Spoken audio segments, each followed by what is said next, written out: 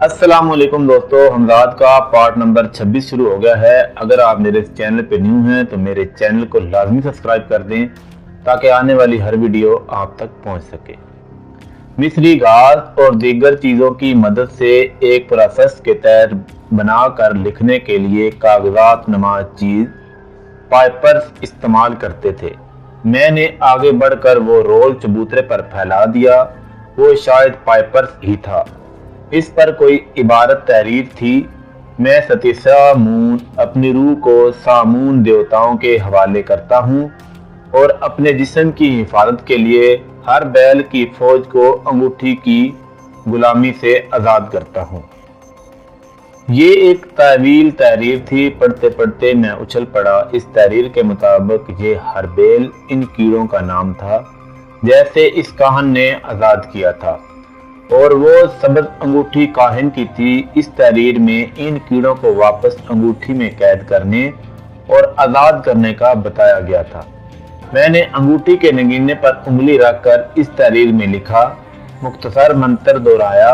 मंत्र मुकम्मल होते ही अंगूठी से तेज रोशनी फूटने लगी जैसे प्रोजेक्टर की रोशनी होती है। एक नुक्ते से शुरू होकर आगे फैलती जाती है, वैसे ही इस अंगूठी से रोशनी निकल रही थी। मैंने इस रोशनी का रुख कीड़ों की तरफ कर दिया। मेरी हैरानगी की इंतहा ना रही। मुजस्सम कीड़े जैसे साए में रूह में तब्दील होकर इस रोशनी की लहरों पर सफर करते अंगूठी में सिमटते जा रहे थे। ये हैरत अंगेज मगर खौफजदा कर देने वाला नजारा था। मैंने रोशनी पूरे कमरे में हर तरफ घुमानी शुरू कर दी और कीड़े अंगूठी में सिमटते गए। कुछ देर में कमरा कीड़ों से खाली हो चुका था। मैं वापस ढांचों वाले कमरे में आया और कुछ ही देर में तीनों कमरों में मौजूद कीड़े मेरी अंगूठी में मौजूद कैद हो चुके थे। शायद आम आदमी के लिए ये सब कुछ बहुत अनोखा हो और वो इस पर यकीन करने से इनकार कर दे, मगर मेरी जिंदगी उस दिन बदल गई थी जिस दिन मैं कब्र में गिरा था। अरियाना का प्यार, हमजाद का अमल, अहराम में अमलियात और इस सब के दौरान अनोखे वाक़यात जो मुझ पर बीते। मैंने अगले दिन सारे अमल मुकम्मल कर लिए। आखिरी अमल रूह का था। मुकम्मल करने के बाद मैं हिसार में बैठा रहा कि इस काहन की रूह हाजिर हो।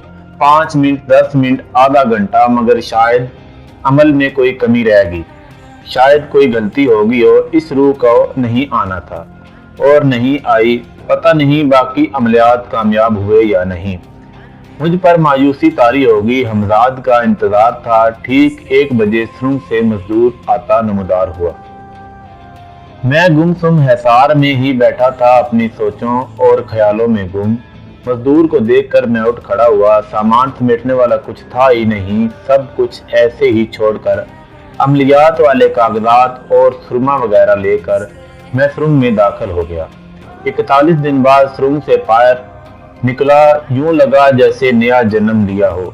हमजाद दूसरे सिरे पर मौजूद था। मैंने बाहर निकलकर खुली फजा में गहरे गहरे सांस लेने शुरू किए।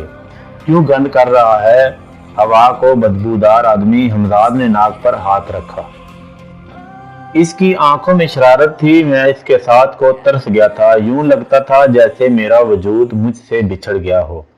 उसे देखकर अजीब सी कैफियत हुई। आंखें भीग सी गई। मैं जानता था हमजाद मजाक करने से बाज नहीं आता और बज़ाहिर चिढ़ाने के बावजूद मैं उसे पसंद करता हूँ। मेरे सांस लेने से हवा गंदी हो जाए, कम से कम इर्द गिर्द की जगह तो होगी। गंदे आदमी, तू पानी से धो नहीं सकता था। गलीज बदबू आ रही है तुम में से।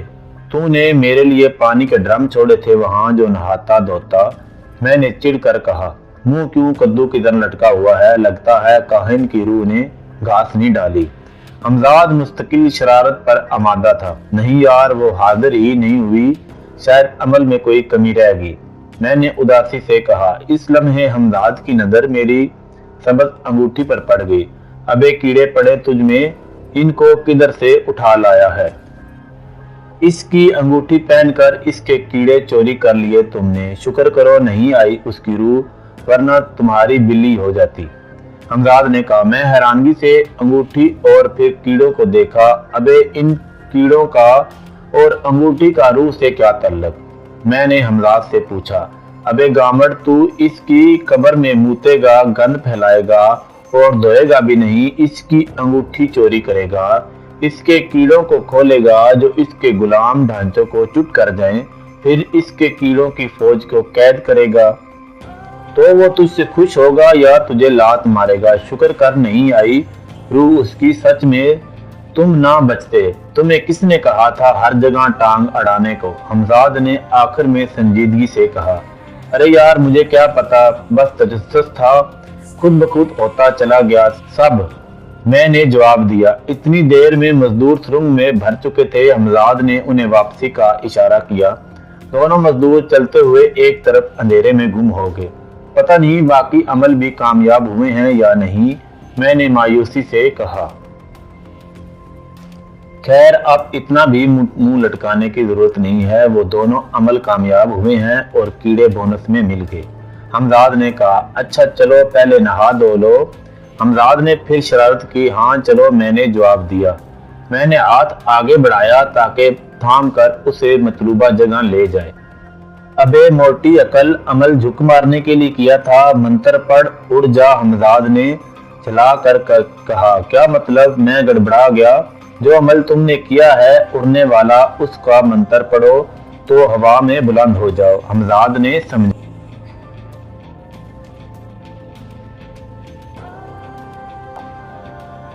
और मुझे खुशी हुई और तजस्सुस बेदार हुआ। मैंने अमल पढ़ा तो मुझे लगा मेरा जिस्म हल्का फुल्का हो गया है, मगर मैं जमीन पर ही खड़ा रहा। यार, मैं तो उड़ा ही नहीं। इससे मैंने हमजाद की तरफ देखकर कहा। आपकी तशरीफ पर एक अदद लात रसीद की जाए तो आप हवा में उड़ जाएंगे। अबे दिमाग से सोचो कि हवा में उड़ना है, किस तरफ मुड़ना है, कितना ऊपर जाना है, इतनी अकल नहीं है? हमजाद ने डांटा। अबे ये बात आराम से नहीं बोल सकता तू, मैंने गुस्से से कहा। ये और तसव्वुर किया, अगले ही लम्हे मेरा जिस्म हवा में बुलंद हो रहा था। हमजाद भी मेरे साथ ही हवा में बुलंद हो गया। हमारा रुख शहर की जानब था। हम उड़ते हुए शहर पहुंचे और सबसे पहले मैंने नहाने धोने और कपड़ों का इंतजाम किया। खाना खाकर मैंने हमजाद से होटल में रुकने की फरमाइश की और हम कायरा इंटरनेशनल होटल में आ गए। रिसेप्शन पर पासपोर्ट की जरूरत पेश आती है, मगर ये हमजाद के बाएं हाथ का खेल था। एक वीआईपी स्वीट लेकर मैं तीसरी मंजिल पर पहुंचा और नरम मुलायम बिस्तर पर तराज हो गया। हमजाद ने मेरे सामने पड़े सोफे पर नशिस्त संभाल ली।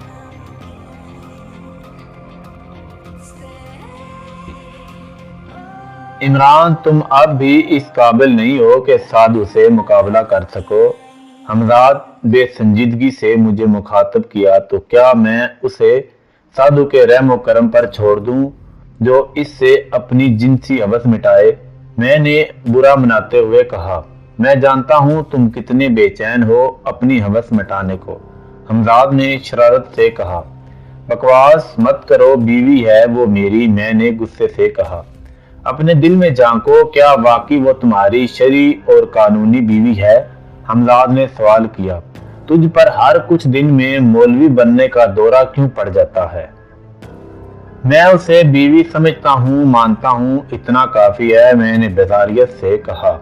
नहीं इमरान, वो कौमे जिन से नहीं, एक अलग मखलूक है, तुम्हारा इससे कोई जोड़ नहीं। मैं तुम्हारे हुक्म का गुलाम हूँ, चाहूं भी तो नहीं रोक सकता तुम्हें, मगर तुम्हें अच्छा बुरा बताना मेरा फर्ज है। इसकी आग की प्यास तुम नहीं बुझा सकते, तुम्हें चूस जाएगी। वो यही बात इस फकीर ने भी कही थी। तुम्हें खुद अपने आप को बचाना है, ना चाहो तो तुम्हें कोई रोक नहीं सकता।